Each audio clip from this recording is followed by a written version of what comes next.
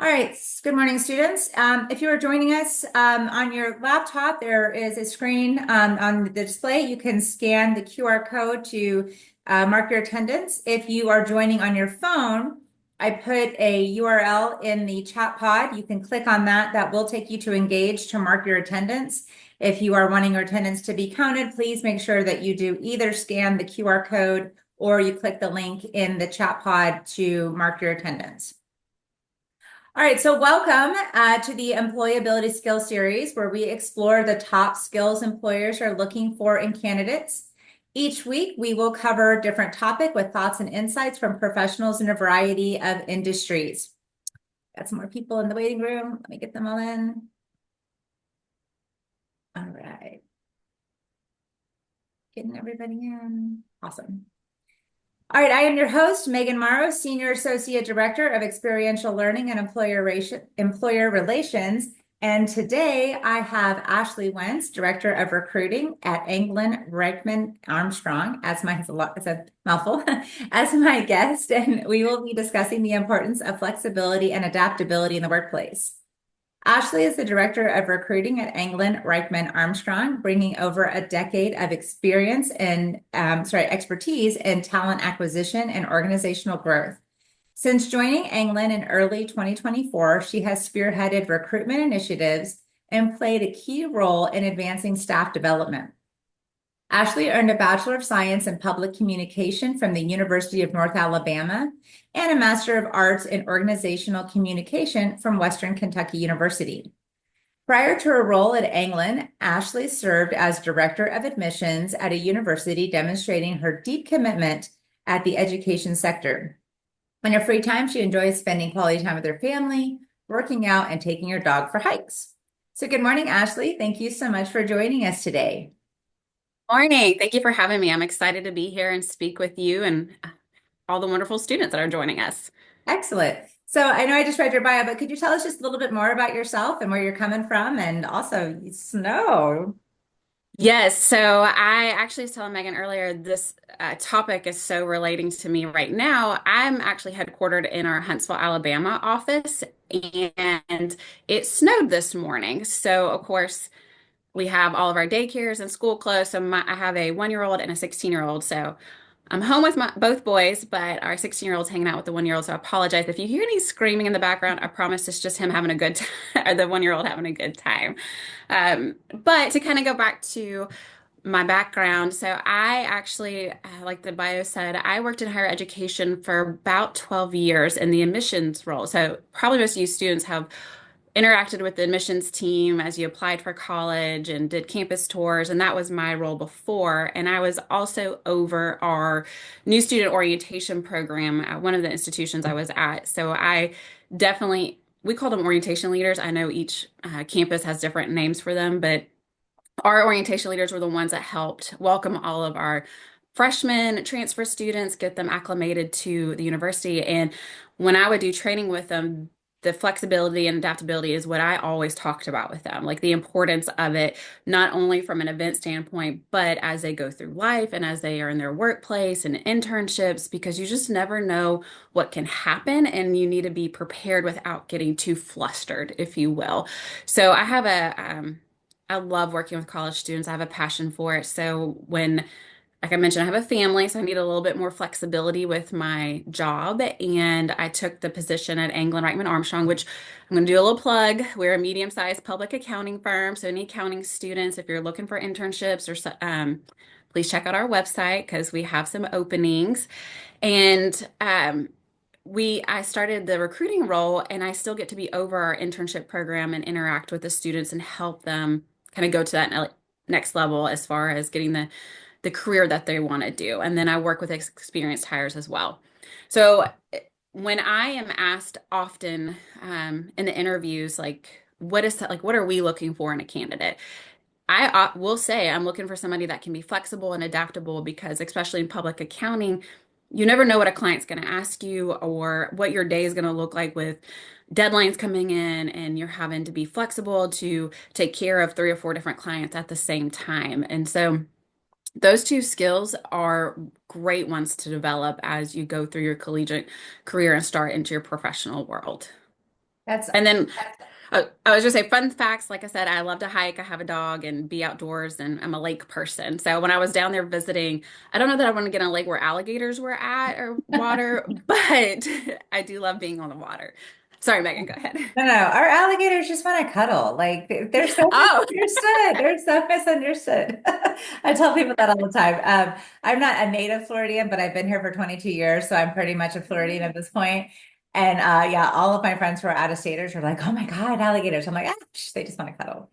Um, but yeah, I have two dogs myself too, and I'm also demonstrating flexibility and adaptability because students just like before we let you guys in, Ashley and I were both talking about how we're both being flexible because I have a broken garage door, so I had to work from home for the first part of this morning to be here for the maintenance guy to come and say, "Yep, you have a broken garage door." Like I knew that, so they have to come back another day. But anyway, so yeah, so the flexibility is a big piece. And I like that I have that flexibility that I can tell, my boss and say, listen, this is, this isn't the norm. This is just something crazy. Of course, my garage door doesn't break on the regular basis, but I do need to just stay home for a few hours and meet the tech and, to fix my garage door. And of course, you're like, absolutely, no problem. As soon as you get it fixed, come on in. It's not a big deal. And I'm a big gratitude person. I do a gratitude journal every day. And I would tell you probably 9 times out of 10, or I'll even say like, 6 days out of the 7 days a week, I will journal. I am grateful for the flexibility of my work schedule, that if I have to leave early or come in late, I can if I absolutely have to. And it's never an issue. And that's one of the things, like I know when I'm talking to my students about when they're accepting a job offer or looking at an internship, it's not just the work responsibilities or the salary, it's also the workplace culture. And, mhm. it's the whole package, like, especially if you were going to have a family, Yeah. what is it all going to entail? And I think knowing that you have, that I would say like that security or that safety within your team that you can say to your boss, hey, listen, this has come up, and you have that flexibility to kind of work. So yeah, so you and I are both living in that same world. Yes, All right. absolutely. So what exactly especially in your world, in your, in say in the world of accounting or just even corporate America, how would you define, flexibility and adaptability in the workplace?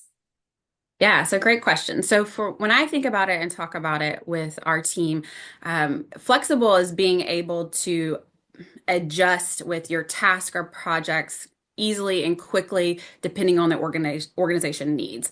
So like I was kind of mentioning earlier with public accounting, we work with a lot of clients, and so an example would be like one of our senior accountants is trying to meet a deadline that's 2 days away, and then they have a coworker that comes in and is like, "Hey, we have to get these documents to a client by end of day today," and then you kind of have to take stop for the deadline that's 2 days away and adjust your workday to meet the new deadline and make sure that you're able to find the documents and get it submitted. So you're kind of while you have your task and your checklist and what you need to get done, you're able to move away from it and get things accomplished. So that's how I'd look at flexibility. Another more probably an example that students would be, you think about presentations, because even in the workplace, you give presentations, you have reports, and you have like your PowerPoint or visual aid. Well, if your technology doesn't work, then you have to be flexible to be able to just give that presentation and convey the information without what you were planning to have. And then when I think about it, adaptability, it's kind of more like you're willing to make a change with the organization. And so for example, software and AI, all of that's a hot topic now, is you're able to adapt with those changes that are coming and move away from processes and procedures that maybe you've done for 10 or 15. I mean, more experienced hires have done it for 10 or 15 years. They've had a similar procedure they've done. Well, now we have softwares that can make it a little bit more efficient and quicker. So you have to be willing to make that change and be open to it. So those are kind of as far as like the examples and how I differentiate the flexibility and adaptability. Sure. Yeah, I like those definitions. And I immediately think, and I don't want to like stereotype or anything like that, but I immediately think that maybe even like our older generation probably have maybe a little bit more difficulty with that adaptability. being able to kind of shift.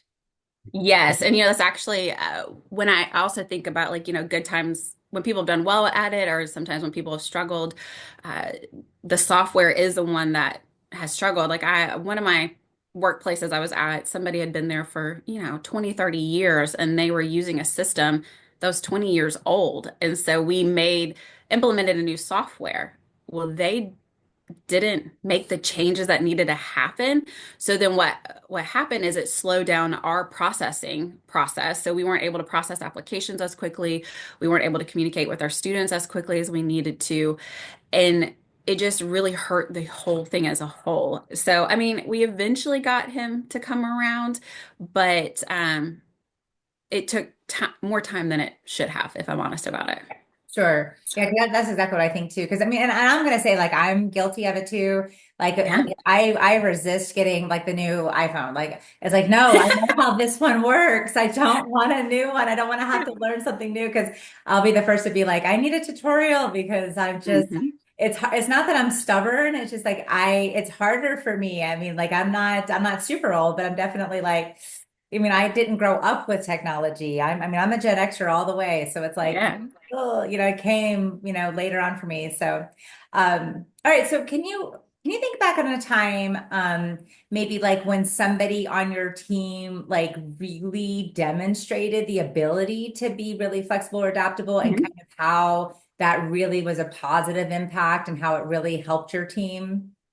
Yes, absolutely. So I have fortunate that I've worked with great teams that they, and especially being in a missions world or recruiting, you have to kind of do things on the fly a lot of times anyways. But one of the example I have as far as a really positive, we were doing a like an event, and we were creating an admitted student reception. And so we had this, there's a miscommunication between the venue and us of what the setup was going to look like. So we thought we were going to be able to come in and give a presentation to an enclosed room at a restaurant that like sometimes they have those back rooms, so that's what we thought it was going to be with our financial aid, our scholarship, our housing, just everything planned. When we get there, what it was actually just the back a back area of the restaurant that was only tables. There was no way to give an actual presentation to the families and students that were coming. And so what we ended up having to do is, because there was about five with me, we spread out and then we just went to each table and had these one-on-one conversations with the families about the services we offered and answer their questions. And honestly, I think that turned out way better because we were able to engage with them and then answer more personal questions and kind of learn who the families were versus having standing up and giving that formal presentation. And so the whole team had to switch from this is what I'm going to talk about to I've now got to be flexible and speak with each family based on what their questions and needs are. So it was definitely coming into a different environment than we were expecting. That's cool. That's great. I can think of a story kind of one of my teammates just ran into this. She was hosting a resume cover letter workshop and Mhm. she had printed off like, several copies of this resume. And as she had already made the copies and she was like literally the students were coming into the workshop, she's reviewing the resume and there was a spelling error. And she was like, oh No. my gosh. So she had to real quick think on her feet and she goes, Mhm. I got it. And this was Yeah. not part of her presentation at all. And as she's passing out the resume, and she's like, okay, students, all right, so let's take a look at this. And she's having them critique it. And she goes, there's a mistake on this resume. Can anybody find it? And I was like, that's genius, And Genius. so she was so quick on her feet because initially, and students, if you've ever been in this situation, and I'll tell you, I know I have, Ashley, you probably have too, like when Mhm. there's that feeling of dread, and it's almost like like Yep. from the way that my body reacts to stress, it's like cold. Like there's this sensation of cold just like washes over me, and I just like freeze. I'm like, what am I going to do? And then it's like, okay, stop, take a deep breath. Yeah. Okay, I've got to shift. I've got to adapt. I've got to figure this Yeah. out. And that's what my teammate did. She just felt cold. She just like froze. And then she's like, nope, this isn't the end of the world. I'm going to figure this out. And she took a deep breath And it just came to her and she's like, yep, I'm going to turn this into an exercise. And like I meant to do it. And then the best part was that they were never the wiser, none the wiser. Exactly. Yeah. Half the time, the people, when there's something happens, the other side doesn't even know that it was a problem. Nope. So, and Nope. that I'm glad you said that as far as like that skill set, because when you think about like why is flexibility and adaptability important in the workplace is to the critical thinking aspect. So if you're able to have that flexibility, you're able to critically think, have a quick response, and that is so important in the workplace because we need people that can problem solve. So you look for those we talk about soft skills all the time when we're doing interviews and you're asking questions, but flexibility and adaptability fall into that because of being able to um, sometimes be more efficient because you think quickly on your feet. So Yeah, absolutely. And actually, my teammate, when she told me that story, I said, because earlier this semester we had the podcast on critical thinking and problem solving. I said, oh you're yeah. my guest. We're going to talk exactly about Yep. that. So it kind of went hand in hand, which is great. Yeah, but yeah, when you're working with people, when you're teaching or when you're working with clients, Mhm. you absolutely have to think quickly on your feet. And a lot of times there's none the wiser. Exactly. Another great example, just yesterday, we hosted a book talk with Professor Neighbors, and he was doing a presentation to a small group of students. And when it was done, and it was Professor Graham and I were interviewing him and kind of doing like this co-host interview with him in his book talk. The students had all left, and the three of us were just kind of talking. He's like, "How do you think it went?" And we're like, "Great." He goes, "Did you notice about halfway through, I completely lost my train of thought and I just kind of froze?" And Professor Graham and I are both like, "No, what are you talking Yeah. about?" He's like, "Oh my gosh," he was, "I just froze and I just lost everything." And we're like, well, we didn't notice. And if we didn't notice, us being the professionals, I guarantee you the students didn't Mhm. notice. He's like, wow, he goes, Yeah. "That makes me feel really good because I felt like I really just blundered it." And I'm like, nope. And then I Yep. also follow Mel Robbins. She has a podcast and she's published multiple books. Um, and she talks about that too. When she talks on stage, she does a lot of TED Talks and does a lot of public speaking, Mhm. motivational speaking. She says so many times people worry about that they blunder, but if you just take a deep breath, people think it's just part of your speech. Exactly. Like if you Yeah, don't make a big deal of it, yeah, like they don't they even won't know. either. Yeah, no, Um, that's great. yeah. Okay, so that was a great positive experience. Can you kind of think of maybe a time where somebody was either unwilling or unable to be flexible or Mm, adaptable and kind of how that negatively impacted your team? yeah. So, the first example was the one with our team member that didn't want to do the software. And then we think about kind of the younger generation, they think they want to do the change the software and have all of that. So recently we are looking to implement it. It all goes back to software, and I feel like it should be something different than, the software example, but that's where I feel like where you have to adapt the most or be flexible.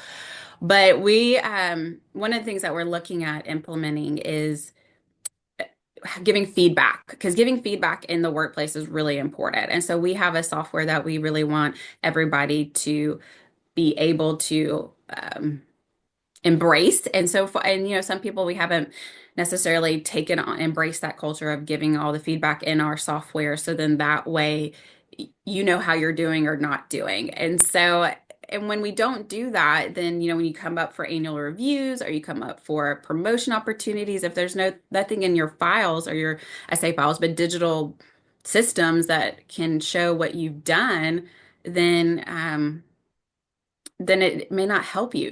So what has happened is that some of our team, they don't want to ask for feedback. Like they'd rather just kind of keep going. But when you request for that feedback and get, hey, maybe if you make some changes or do this and you do it, then that helps versus just not asking. And then you don't kind of have the documentation of how you have improved over the year. Oh, I like that. I like that a lot. That's something that I talk about too in class is always be coachable, be Hmm. open. And Professor Graham actually made a really good comment in the book talk that we had yesterday too, because I was talking about when you go into work. No, be confident, you're just starting out, but be confident. But she also made a good comment. She's like, but don't be overly confident. You Right. don't know everything. You Yes. are just starting out, right? Yeah, you are just starting out. Be open, be flexible. But even if you have 20 years of experience, if you're going into a new workplace, because every company, every team, they run things a little different. So, Yeah. be open, be coachable, because you don't want to be so set in your ways, even in your 50s or 60s. You don't want to be that person that says, "Oh, this is how I've always done it. This is how it's Yeah. always going to be done." Mhm. To be open, be flexible to, okay, yeah, this may have been how you've always done it, but this is a new way that we're doing it. Let's be open, let's be Yeah. coachable, let's be flexible. And when the feedback is coming from a place of positivity and growth, and not to sound like hokey, but love, and that Yeah. person is caring about Absolutely. you. Be open to that, and knowing that it's coming from a place that they want you to grow. Because unless you have a Absolutely. tyrant for, a manager, not a leader, then they're wanting you to grow because it's only going to benefit the team, wouldn't you say? Mhm. Absolutely. Yeah. Yeah. That definitely would. Growth can be, can make you feel uncomfortable, but that's really when the good work is happening. At least in my experience, when I've had to grow or I've been told things that I need to work on or be more flexible with, sometimes when I have my own processes on how I want to do things from a recruiting standpoint, this is how I've done it. But then if somebody gives me, hey, have you thought about maybe trying this new, asking these different questions in your initial interview, or maybe adding in a lunch for it, like, giving me feedback. It's like, okay, I need to be open to that, because if I'm not, then it's only, not only is it hurting me, but it's hurting the organization. Oh, I couldn't agree more. Definitely lean into the discomfort, because that is Yes. where growth happens. And I tell my students this too, like, and this is just good life advice, I think. And I'm working on as well. But when you stay stagnant, I mean, yeah, that's comfortable. And you Hmm. might want to stay in your little bubble, but you're not gonna Yeah. grow. And yeah, I mean, it might be uncomfortable to hear things about ourselves that make us go, "Oh, I didn't know that about me." But I would rather be uncomfortable, just like somebody coming up and saying, "Hey, you got something in your teeth." You might be Right. embarrassed for a quick second, but I'd rather you tell me I have something in Mhm. my teeth, or, than me walk around all day with something in my teeth and I've embarrassed myself Right. in front of a whole bunch of people versus just one or two. So lean Yes. into that discomfort, and be willing to, because I think it also takes a stronger person to, to say, hey, tell me what I need to do better, than to just Yeah. stay away from it and just be like, nope, nope, nope, I'm doing everything just exactly the way that I want to, kind of put Right. the blinders on. Yeah. So yeah, so I like that. Excellent, excellent. Well, actually, these have been some really great stories, and some really great take on flexibility, adaptability. We're kind of getting closer in our time. Do you Right. have anything else that you would like to share with our students, or maybe some tips on how they can kind of grow and cultivate this really important skill as they take it into the workplace? Mhm.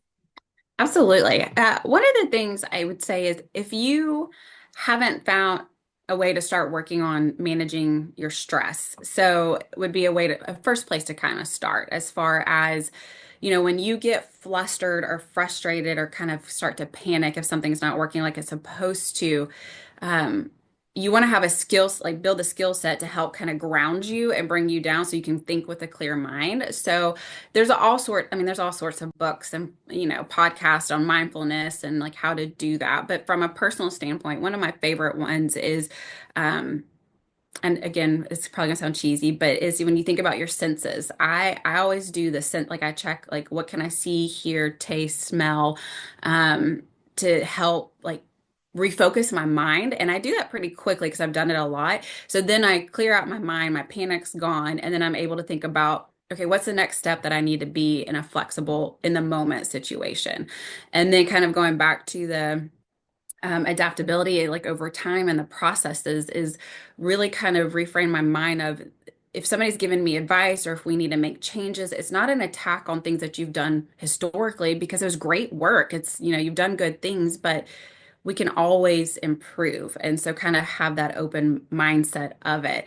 And then one thing that I like to do too, and this might just be a personal thing, is when I'm thinking about the task I have or anything coming up, I'm like, what could potentially be a challenge for this?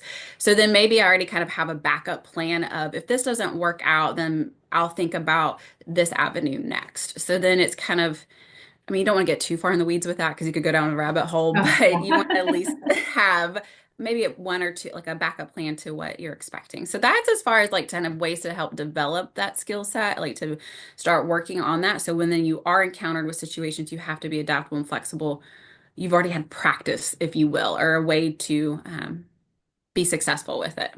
That's excellent. Yeah, kind of having that plan B, but I also like how that little caveat, like don't go too far. You don't need Yeah. D, E, F because now you're kind of almost manifesting a negative Hmm. outcome. Right. And it's, you will encounter what you focus on. So if you Yeah. are 100% just thinking about all the things that could go wrong, think of like a downhill skier. If they focus on the trees, they will hit a tree. Oh, yeah. Yeah, so you have to focus on the clear path, but it is nice to say, okay, like if this doesn't work out, let me at least have one or two things in my back pocket that I'm able Yep. to pull out and I can kind of go that route.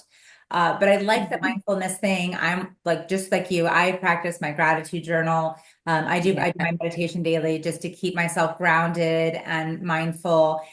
This year has really hit me hard. I think it's my son is in his senior year of high school. He turned 18 just 2 weeks ago. And it's hitting me hard that I'm like, oh my gosh, like this was my baby and now it's almost gone, So Yeah. like I'm Oh, it goes so kind of fast. it goes by so fast. I know it goes by so fast. But so it's like, being present, being mindful. And that's just a good practice because we just don't have as much time as we think we do, Mhm. you know Absolutely. but yeah, so I like that. So students, I hope that you took in a lot of the things that Ashley has shared with us today.